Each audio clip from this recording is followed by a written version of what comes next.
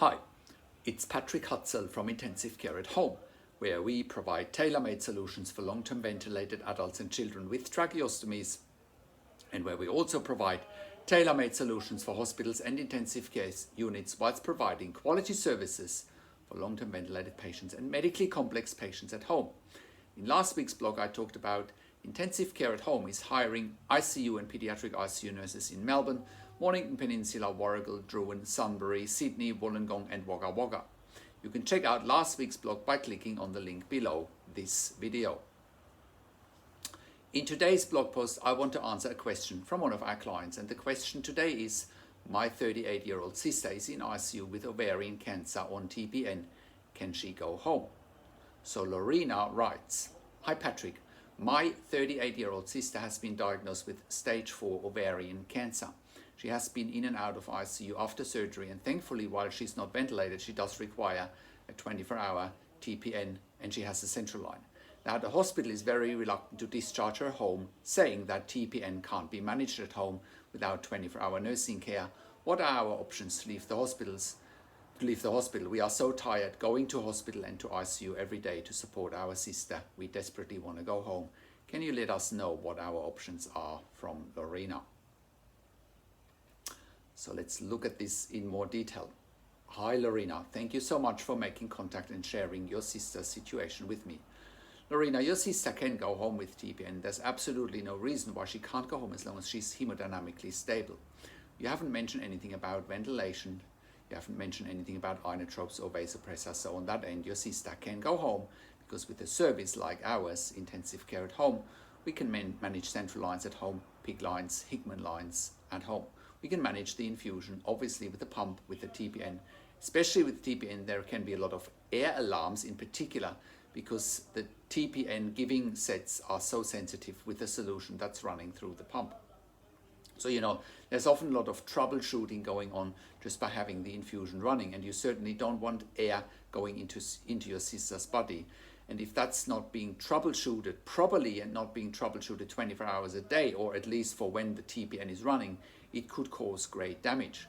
Furthermore, just hooking on and hooking off TPN really requires the skill of a critical care nurse. For example, flushing the line, aspirating blood, locking the line and so forth. And also just a dressing change for a central line or for a PICC line or for a Hickman's line, again, requires the skill of a critical care nurse. Again, flushing the lumens on the central line, on the PICC line or on the Hickman's, again, requires the skill of a critical care nurse who's used to dealing with central lines or PICC lines all the time.